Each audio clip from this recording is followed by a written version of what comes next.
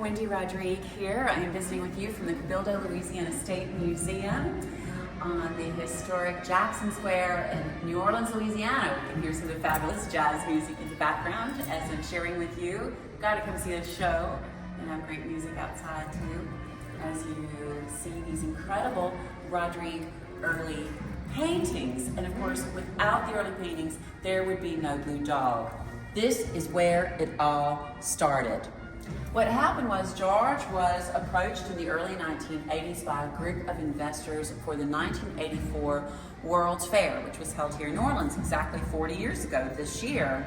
And they were interested in producing a book of ghost stories about South Louisiana in particular. And they wanted to have this kind of as a gift and souvenir commemorating the 1984 World's Fair. A man named Chris Segura was brought on board to write the stories, and George Rodrigue was brought on board to do the paintings. 40 stories, one painting for every story. One of those stories was called Slaughterhouse. And George actually didn't read any of the stories in the book.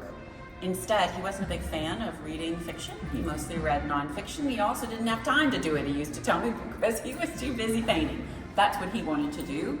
And so instead, he had Mr. Segura just give him words, as George told it to me, like keywords from the stories that he might use to interpret his own versions of how they might be depicted visually. And so in the case of this particular story called Slaughterhouse, the words were, I never saw the list, but I would guess things like ghost dog, haunted house, alligator. In the story, this house is actually painted with blood because it's to depict a slaughterhouse. George kind of painted the stones coming off of the house like a cemetery, and he decided that the words that he read there reminded him of a story that his mother told him when he was a little boy. When he was a child, George's mama told him, "Baby George, if you're not good today, then the loup-garou is going to eat you tonight." Loup-garou, it's spelled L-O-U-P-G-A-R-O-U. Now, nothing in the story Slaughterhouse says the word loup-garou. It's not mentioned once in the story. But in George's mind, as he looked at these words and he considered it and he decided what kind of painting he was going to do, that's what it reminded him of. The story his mama told him as a boy. So if he's going to paint the loup-garou, what does it look like? No. Nobody knows what it looks like. It's a myth. And so George needs inspiration. If you've been watching these videos, then you know that he was very influenced by photographs. And in this case, he went through his photo files and he came across these photos of a dog he had had years before named Tiffany. Now, she had been dead since 1980. And this was 4 years later that he was doing this painting. And what was key here wasn't that it was his dog, unless you need for it to be. That's the great thing about art, right? We can interpret it any way that we want. But what caught George's attention as he explained it to me was this very strong shape of Tiffany that we all know so well, with the foot sticking out, which actually is ironic because it's not so pronounced in this first painting, but certainly it is in later paintings and in the photograph, and those ears that we've all come to know. And all of these things were made evident because of perspective. When George would photograph his dog, he did not photograph her by looking down on her. Instead, he would get down on the floor with her, or in this case, in the grass with her, and photograph her directly in the eyes. Because he wanted to show in his photograph, which is art, right? Photographs are art, that his dog was just as special and just as important as him. She was his studio dog. She used to sit up all night and watch him paint. George used to paint all night. Nobody else was up. But Tiffany was, and so that's why he had photographs of her like this. And so George said, that's a cool shape. I'm going to use Tiffany's shape and that perspective as my loup-garou.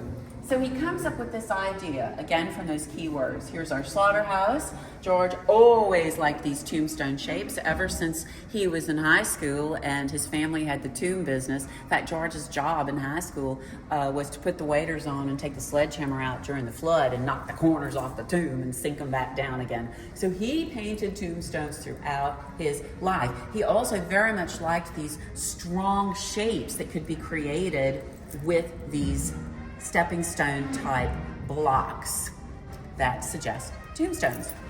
And then we've got our very classic Rodrigue oak here. Yes, since his earliest Cajun paintings and all the way to the last paintings in his life, he painted his oak trees like this, cut off at the top so that the sky is small. There's interesting shapes between the branches. The light shines from underneath the tree. And also by cutting this tree off at the top, it is as though we are all underneath the tree and have been invited in to experience this scary scene, this ghost story for this book. He gives the dog red eyes. Remember, it's supposed to be scary. It's supposed to like eat bad children. And so he gives it red pupils. I don't know if you can see that. Very evident in the real painting. And none of this stuff is evident in books. This is why exhibitions are so important. This painting is full of color, full of beautiful nuances in the way it's treated. George really outdid himself. I mean, it's fantastic. And yet, George himself had a very interesting commentary on this painting. But before I tell you that, I want you to know this. Nothing in this story and nothing in the legend of the loup-garou said a thing about this dog being blue. George thought that this dark night sky, all of this incredible blue, would cast a kind of bluish gray, greenish color onto this dog. Well, you can see all of those colors in there in the real painting. You can even see some red in there. And that it would balance his painting if he painted it that color. He said it was the last decision he made when he did this painting. That's how that happened. It was that simple. So, this is what George said about this painting. He said, Wendy, that painting is unremarkable. So we had a big discussion about this. He said it didn't stand out to him any more than any other painting he was doing in that book, or any more than any other painting he'd ever done. It's not like he did this painting and he went, Eureka, I'm gonna paint these blue dogs. He didn't even see it as a blue dog. He saw it as a loup-garou. But he kind of liked the idea of this image, of this entity, in the same way he was drawn to, say, Evangeline or Jolie Blanc.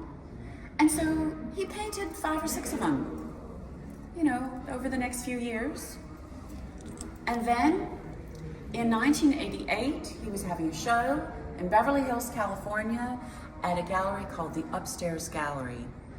And he had some of these wolfy looking loup-garou paintings in there, all his Cajun paintings. And he overheard the people at that show talking about these blue dogs. And George used to tell it like this. He went, blue dog, what are they talking about? Because he saw it as loup-garou. He gets back to his home in Lafayette, Louisiana, and some nights later, he's lying in bed, and he used to put his hand like this when he would tell it, and he said that all of a sudden, something clicked. And he got up in the middle of the night, and he went to his studio, and he painted this giant dog in thick oil paint on a chartreuse green background. The first painting he had created in 25 years without a landscape in it. And that painting is called Loup-garou, and you'll have to stay tuned for that film because it is coming up soon. In the meantime, come see the very start of the Blue Dog series, the very thing that sparked it, George Rodrigue's Watchdog, from the story called Slaughterhouse, from the book called Bayou, from 1984, part of the Bayou collection of 40 paintings. And this one, the very first one, is on view through September 2025 at the Cabildo Louisiana State Museum in New Orleans, Louisiana. Very special. Do not miss it.